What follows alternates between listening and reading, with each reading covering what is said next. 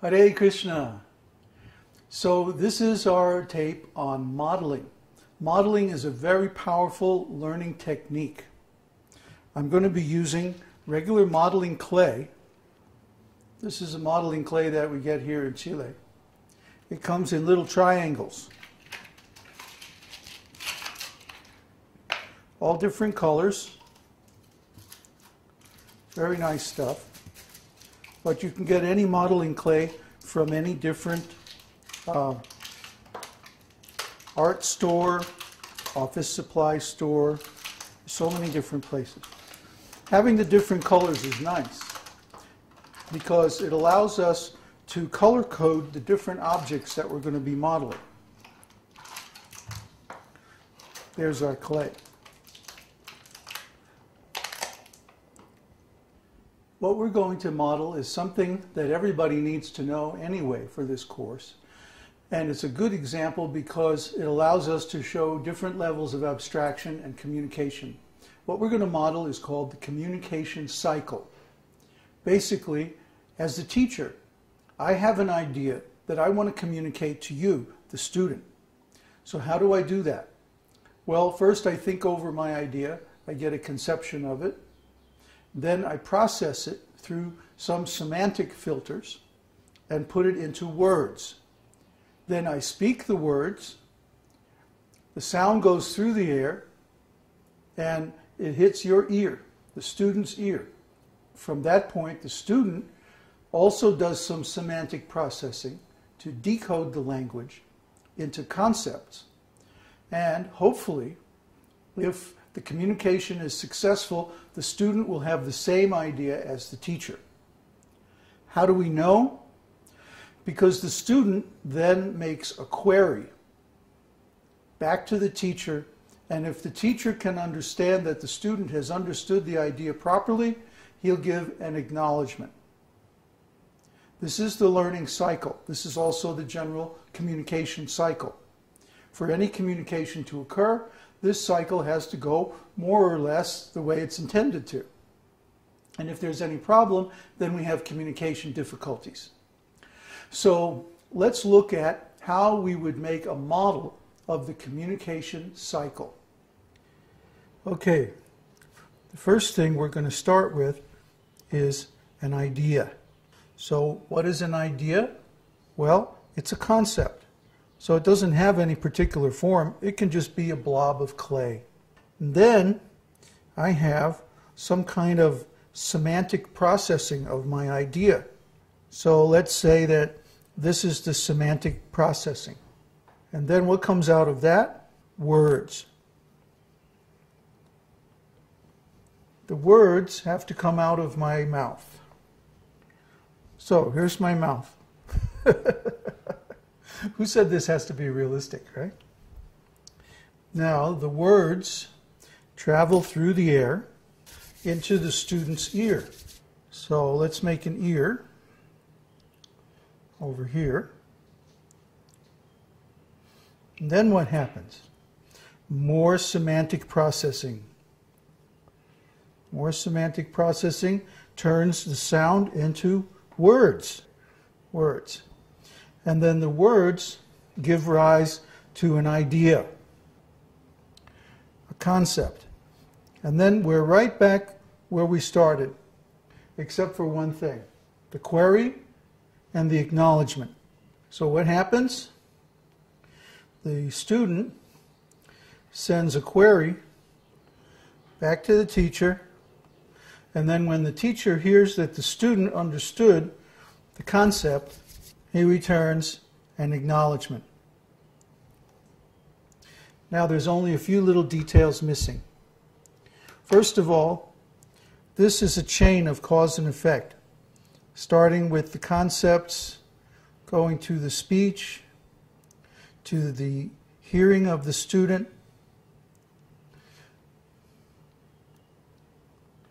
and back to processing words and concepts. So to show that, we'll use a string. And then the last thing that we do is label the model. And to do that, you can just use a normal piece of paper and write the labels. I've got a little fancy here, and I printed them out on a sheet of paper.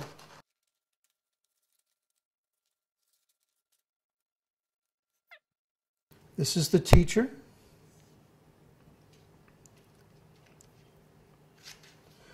And here's the teacher's idea. The next thing that happens is the semantic processing.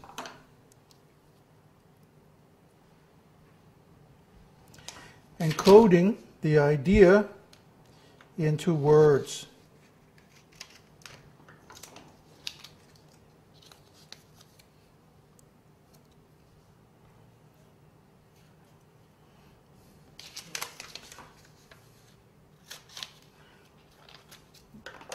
The words become speech.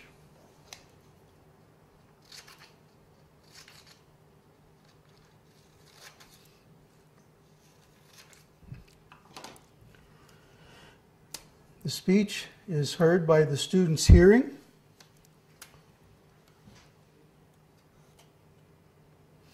And again, we have some semantic processing by the student.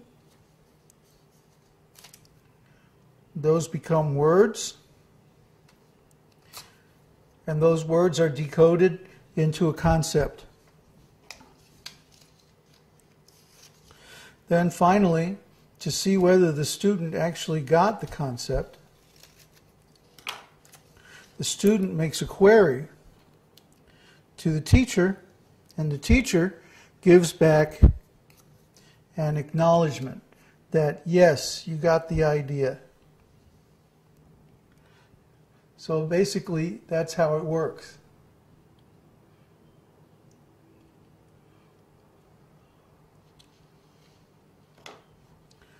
Why do we use clay modeling?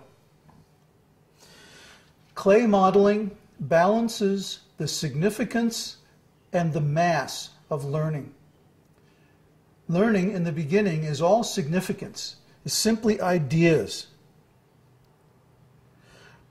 Those ideas are semantically processed into words, encoded and spoken so that the student can hear them. Then the student has to process them into words and decode them into concepts.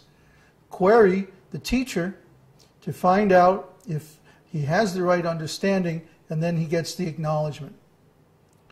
The advantage of this is that this communication cycle is a very high concept idea. It's very high in significance and very low on mass. You know, it's not exactly like riding a bicycle or operating a bulldozer, huh? Hardly any mass at all. So we use the clay model to give the significance mass. And when we touch these clay pieces and label them with our own hands, put the strings and show the cause and effect relationships between all the pieces of this complex concept, it helps to make it real in our minds. And let me tell you, this is a most powerful learning method.